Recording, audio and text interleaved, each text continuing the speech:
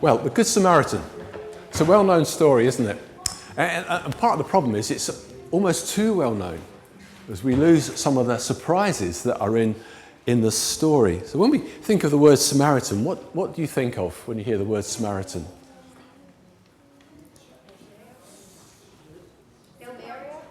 A helper? Yeah. And think of the charity, the Samaritan charity? Yeah, Samaritan charity? Oh yeah, okay, going to come up and read in just a moment. Do you remember during the COVID, we had the Good Sam app? Do you remember that? The Good Samaritan app? Yeah, we had that. Well, we're going to look at the Good Samaritan story, and Caleb's going to come and read the story for us this morning. Caleb, come on.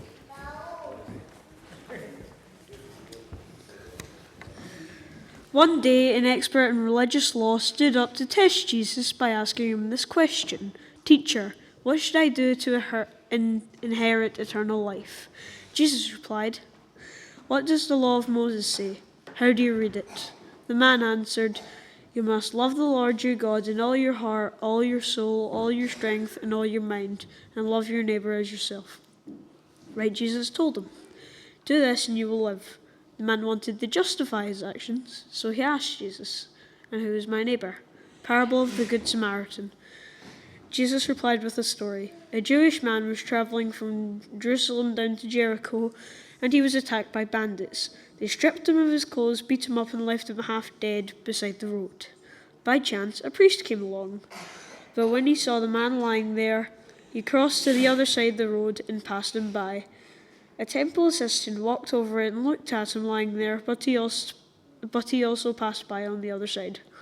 Then a despised Samaritan came along, and when he saw the man, he felt compassion for him. Going over to him, the Samaritan soothed his wounds with olive oil and wine and bandaged them.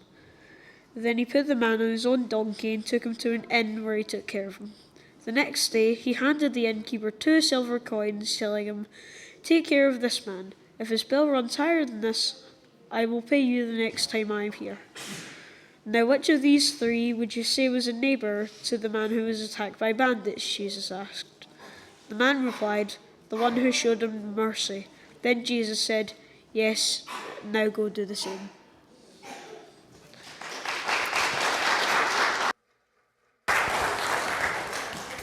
Caleb, thank you. That was fabulous. Okay. So the man comes to Jesus and asks him really good question. What do I need to do to live? What is the best way to live? Great question. What is the best way to live? And Jesus asks the man a question in return. What does the Bible say? Or what does the Old Testament say? And what does the man say in reply to that? If you're listening to the story, you'll know. Caleb. "You must love the Lord your God in all your heart, all your soul, all your strength, and all your mind, and love your neighbor as yourself." Brilliant. You must love God with all your heart, soul, mind, and strength, and love your neighbour as yourself. Now the man wants to is a bit worried about this answer, about neighbour, because if neighbour is this broad, it's everybody, that could be quite costly. Whereas if I can limit the definition of neighbour, then I can worry about these people and help these people, but not worry about all those over there. So he wanted to limit the scope, so he asked Jesus, well, who is my neighbour then? So we're going to tell ourselves this story. Okay. So a man is travelling down from a big city to a small city. Or was it Jerusalem to Jericho? Okay. So he shoved all these things into a suitcase and sat on it because it was so full and struggled off down the road with his suitcase. No car, no bus, on foot carrying his suitcase. Now, a bit like the road, I've travelled this road from Carluke to Lanark. Okay. There are lots of rocks to avoid, potholes to drive around, and sometimes even donkey poo to step over. It was hard work. So suddenly, robbers jumped out and surprised the man. They beat him up, they took his watch and his phone and his posh clothes and left him half dead on the side of the road. But all was not lost. There he is, half dead on the side of the road. Okay. But all was not lost, because a short while later, a priest came along. He was on the way to the temple in Jerusalem, and he had a scroll. And in fact, he was going to preach a sermon in the temple. And he was going to preach a sermon about how you could love God with all your heart, or your mind, or your soul and strength, and how you could love your neighbour as yourself. And he was working out what he walked on, what he was going to say. And suddenly he came across this man on the side of the road, beaten up. And he thought, well, if I stay and care for him, I could be delayed. I'll be late. I might miss the service at the temple. And anyway, if I get blood on my hands, I'll be unclean, and that's no good. So he hurried on his way and went past him.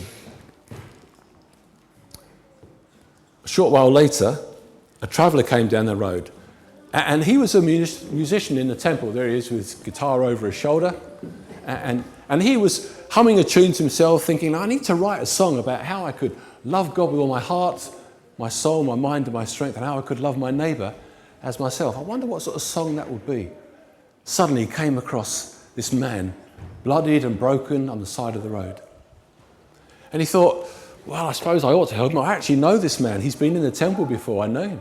I ought to help him, but I don't know, maybe these robbers are lurking just around the rocks to get me as well. Instead of helping the man, he hurried on past.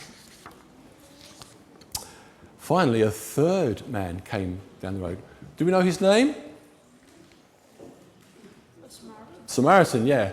So should we call him Sam? Sam. So Sam comes along with his donkey. And now, Sam was went to a different church to the one that the poor man who'd beaten up went from. He was a different background. He wasn't like him at all. And yet he saw the man, and he saw that there might be robbers around the rock waiting to get him next. But he decided he was going to help the man. See, this man lying on the floor who'd been beaten up, and the others who'd gone on their way, they thought that Sam went to the wrong church. He was the wrong background. He mixed with the wrong people. He was the wrong sort. And yet Sam stops to help him. So he poured oil and wine on his wounds. He bandaged him up, puts him in his car. And he doesn't put him in his car, does he? What does he do? Puts him on his donkey, and he takes him to an inn. And here's a picture of the inn that he takes him to. And here's a picture of his donkey as well. Yeah. And we know that he paid the innkeeper some money to look after the man. He went out of his way to help the man who was not like him. How about that? Who was not like him. And so Jesus asks, so who was the one who was a neighbour to this man? And the man replies back, well, the one who had compassion on him. So the answer is, who is my neighbour? What might the answer be, who is my neighbour?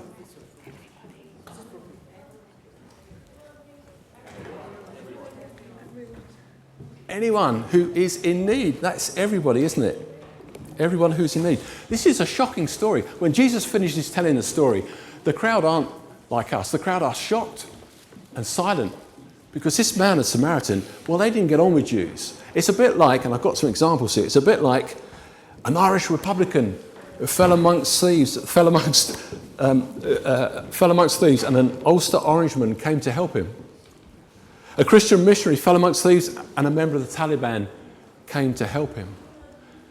A Celtic fan fell amongst thieves, and a Carluke Rovers fan came to help him. See, we've lost some of that shock in the story. It's easy to love people like us, isn't it? But to love people who are not like us, that's the challenge. And that's the challenge that Jesus puts to us this morning. So the person who doesn't like you at school or at work, or you don't like at school or work, or wherever it is, God calls us to love them. Because the story is also a picture of God's love for us. Now, the Samaritan stopping to help the man on the road. It's a bit like the way God has come down to earth to help us, to save us, who are sometimes not good. We know in our honest moments we're not great.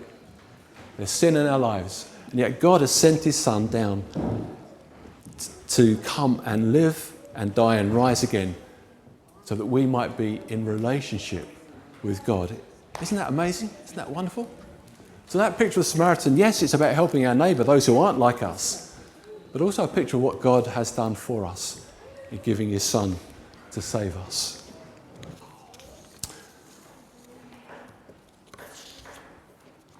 There's some verses in Romans 13, lovely verses. So Paul gets this idea. Let no debt remain outstanding except the continuing debt to love one another. For whoever loves others has fulfilled the law. The commandments, you shall not commit adultery, you shall not murder, you shall not steal, you shall not desire what is not yours, and whatever other commandment there may be, are summed up in this one command: love your neighbour as yourself. Love does no harm to a neighbour, therefore love is the fulfilment of the law. And we love because he loved us first. Love is sometimes a hard thing. Now, it's easy to love a baby like Tamara, isn't it?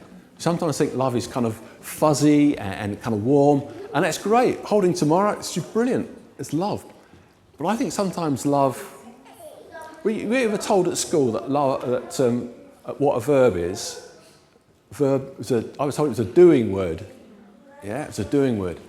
I think love is like that. Love is not so much a feeling, it's a doing word. Love has to be shown in action. God showed his love to us by coming to live amongst us and live and die and rise again here. And God calls us, I think, to turn our love into action as well. Okay, warm, fuzzy feelings are great. They're absolutely great. But love has a hard edge, and that's where we live out that love in the way we treat others, the way we respond to God, in the way we are with one another. So,